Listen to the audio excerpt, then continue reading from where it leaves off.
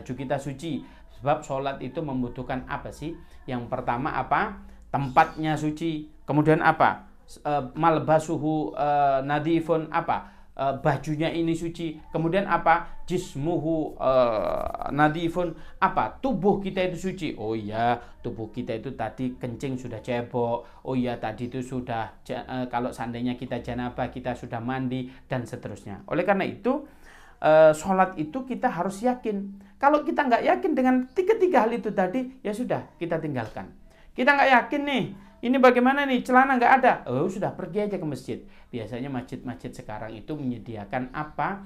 Menyediakan sarung-sarung begitu ya di dalam masjid. Tapi Ustadz, ini kadang di masjid-masjid itu nggak ada. Lah ini pesan buat takmir, kalau ada tempatnya itu sering disinggahi orang, maka sediakan sarung. Tapi Ustadz, sarung dan mukena di masjid-masjid umum itu bau, kotor. Kadang ada apa ini? Ada jamur-jamurnya, ini bagaimana? Ini ada pelajaran penting. Ada teman saya, bukan teman ya, sekedar kenal saja. Beliau bagus, luar biasa. Beliau itu memiliki uang. Kemudian apa? Memiliki uang ini beli mobil apa? Mobil camper van begitu ya, mobil Grand Max gitu yang tertutup. Buat apa? Beliau meng-hire 3 orang karyawan. Tujuannya apa? Setiap hari beliau itu membersihkan masjid. Membersihkan masjid di sekitar. Dibersihkan toiletnya, dibersihkan masjidnya. Kemudian apa? Di dalamnya itu ada sarung, ada mukena. Sarung di situ seandainya ada 5, diambil, dikasih digantinya yang sudah bersih. Mukena di situ ada 5, diganti. Kapan-kapan nanti dikembalikan. Yang ini sudah dicuci di rumahnya, di tempat markas mereka. Kemudian apa? Dikembalikan ke masjid yang asalnya tadi. Ini merupakan amal yang sangat bagus. Sehingga kalau Anda beramal semacam itu, contoh ada orang membutuhkan sarung, sarungnya bagus, bersih, enak, maka Anda mendapatkan pahala.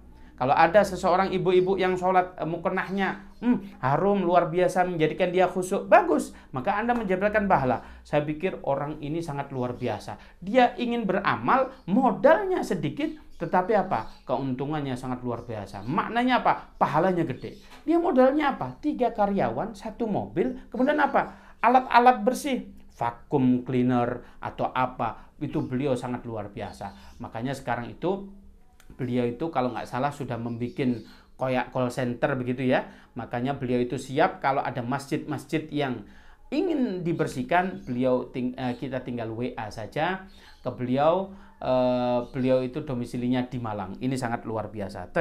Itulah sekilas tentang masjid. Kalau kembali kepada dari pokok permasalahan, kalau kita ininya kotor, maka tinggalkan. Kalau kita ragu ini suci atau tidak, maka tinggalkan. Seperti halnya kita itu mau berangkat haji. Ustaz, saya mau berangkat haji, tapi duit saya ini bercampur-campur. Bercampur apa lah? Bercampur apa? Yang pertama duit tempe, yang kedua duit tahu, yang ketiga duit apa ini? Duit apalah, duit banyak hal. Nah, itu kan nggak masalah. Tempe, tahu ini. Ya, tapi sebagian duit itu kemarin tuh, kalau nggak salah dulu saya pernah korupsi. Nah, ini. Saya itu pernah salah satu modal usaha saya riba, maka tinggalkan. Ya sudah, cari uang lagi, hajinya pakai uang yang halal.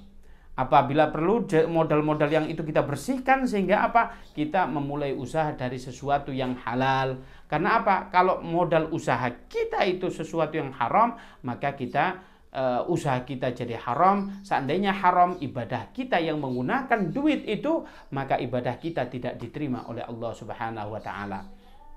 Kita ambil contoh, jual bakso. Modalnya berapa? 5 juta.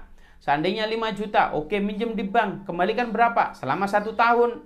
1 tahun dikembalikan setiap bulannya 500.000. 500.000 kali 1 tahun atau 12 bulan, maka 6 juta. Minjemnya 5 juta, ngembaliinnya 6 juta, maka ada nilai lebih, maka ini riba. Kalau riba ini kita jadikan usaha, seandainya taruh di bulan pertama kita sukses, ternyata bulan kedua kita rombong, kita menjadi 2 sampai 10, bahkan kita memiliki maka usaha yang bermodalkan dari sesuatu yang riba berkembang, maka ini hasilnya semua itu kalau kita pakai ibadah kita akan ditolak. Maka bahaya sekali, jangan sampai kita usaha menggunakan modal-modal yang riba. Riba itu dosanya ada 72 tingkatan. Tingkatan yang paling rendah itu adalah yang rendah saja, jangan yang tinggi. Kalau ada orang, contohnya dia berpacaran gitu, kemudian dia hamil, maka apa? Aib sekali dia belum menikah kok sudah hamil. Tetapi antum tahu dosa orang yang berbuat riba yang paling rendah adalah sama dengan menzinai ibu kandung kita sendiri. Oleh karena itu, ayo jauhi dari transaksi ribawi. Riba itu adalah transaksi uang dengan uang ada nilai lebih, maka itu adalah transaksi yang ribawi. Kemudian apa? Kalau kita haji ada yang ragu itu, maka tinggalkan. Begitu juga dengan nikah. Nikah itu kalau kita ada sesuatu yang ragu dari calon kita, maka tinggalkan. Kita ambil contoh, saya ragu itu kenapa ya? Nggak klik dengan dia, maka tinggalkan. Kalau ada calon kita itu, mohon maaf sekali, kita nggak jelas itu ditanya walinya siapa, bapak kandungnya siapa, nggak jelas. Oh ternyata ini bapak kandungnya, tetapi dia diperoleh, mohon maaf sekali, diperoleh sebelum dia akad. Jadi sebelum bapaknya dulu akad, dia sudah menghamili pacarnya yang sekarang itu jadi istrinya. Maka anak ini siapa yang menjadi wali? Tidak bisa. Maka kalau kita ragu anak ini siapa yang jadi walinya, maka tinggalkan saja.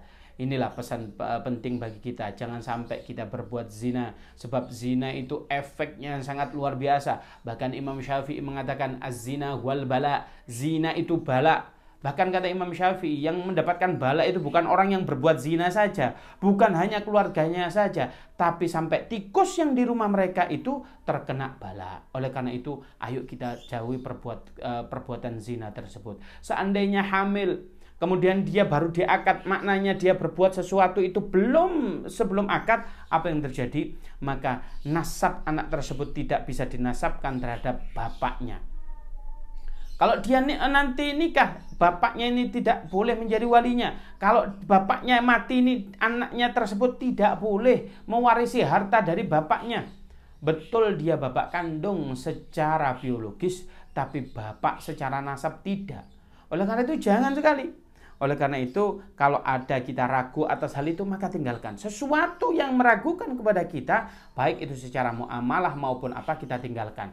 Oh saya mau berbisnis. Contoh, saya nggak tahu nih hukumnya main apa ini? Beli sesuatu tapi beli saham, tapi perusahaannya itu fiktif, nggak ada ini. Ya yang dijual cuma nilai-nilainya aja. Kita ragu ini hukumnya bagaimana? Ini belum nanya ustadz, jangan dilakukan, tinggalkan.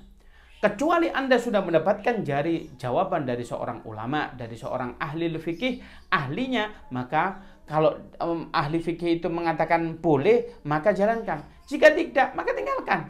Oleh karena itu jangan sampai kita itu menggeluti sesuatu yang diharamkan oleh Allah Subhanahu wa taala. Jangankan haram, sesuatu yang subhat saja harus kita tinggalkan. Baik. Apabila hati kita sering melakukan menghindari sesuatu yang subhat, maka hati kita itu lama-lama menjadi hati yang baik. Kalau hati kita yang baik, maka fisik kita menjadi baik. Kalau hati kita buruk, maka fisik kita jadi buruk. Kalau ada sesuatu yang menggumpal di tubuh kita itu, maka kalau segumpal darah itu baik, maka jasad kita akan baik. Tapi segumpal darah itu buruk, maka fisik kita, mental kita juga akan buruk. Ala wahyal qalb. Apa sih hal itu? Itu adalah hati. Oleh karena itu kalau hati kita terbiasa menghindari sesuatu yang subhat, melakukan sesuatu yang yakin, maka enak.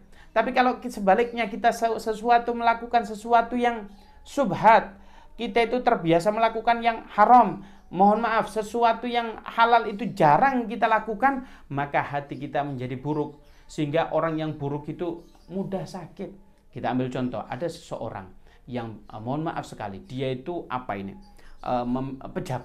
pejabat yang sangat luar biasa, sehingga jabatan tinggi. Kalau dia itu tidak siap tatkala pensiun, dia itu menjadi sakit karena dia tidak siap dalam keadaan pensiun.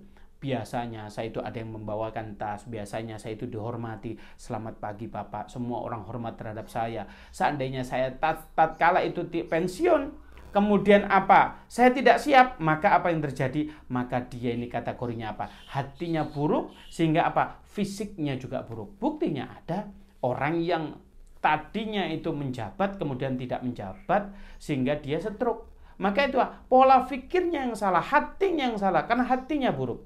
Maka kalau kita membiasakan menjauhi sesuatu yang syubhat, maka hati kita akan baik. Sehingga apa? Mental kita tatkala kita pensiun juga kita kuat. Oleh karena itu, ayo dong kita berbuat baik. Kalau kita berbuat baik, hati kita akan baik. Sehingga kalau kita hati baik, ada efek yang diberikan oleh Allah, namanya khirasatul mu'min. Kalau kita itu senantiasa berbuat baik, kemudian hati kita baik, menjauhi sesuatu yang subhat, menjauhi sesuatu yang haram, melakukan sesuatu yang yakin, memakan sesuatu yang halal, maka kita memiliki apa? Qalbun salim, yaitu hati yang sangat bersih. Bahkan nanti kalau kita sudah memiliki hati yang bersih, kita dikasih reward oleh Allah, namanya khirasatul mu'min. Memiliki feeling, yang feeling itu diberikan oleh Allah. Kita bisa nilai, oh orang ini bagus apa enggak. Loh itu loh khirasatul mu'min. Kalau kita mau nikah, istikharah, Masya Allah, saya kurang serak dengan dia. Karena apa? Dia itu kurang baik. Itu loh khirasatul mu'min. Kalau ada anak kita memilih calon menantu, ini menantu saya baik apa enggak ya? Itu dikasih khirasatul mu'min oleh Allah. Khirasah seorang orang mukmin itu hanya diberikan kepada orang yang memiliki qalbun salim, yaitu orang yang memiliki hati yang bersih. Hati yang bersih bisa kita dapatkan dengan cara kita menjauhi sesuatu yang subhat, sesuatu yang haram, sesuatu yang tidak yakin, atau sesuatu yang kita ragu. Oleh karena itu, yang ragu tinggalkan, yang subhat tinggalkan, yang haram tinggalkan. Ayo kembali kepada sesuatu yang yakin, sesuatu yang pasti halal.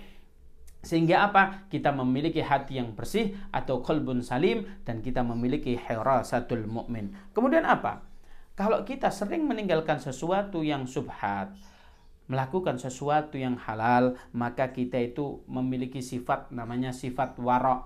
Wara' itu tidak mau melakukan, bahkan melihat, bahkan menyentuh sesuatu yang dilarang oleh Allah. Bahkan kategorinya sifatnya subhat, sesuatu itu yang makruh, beliau tidak mau. Maka orang semacam ini memiliki sifat yang wara'.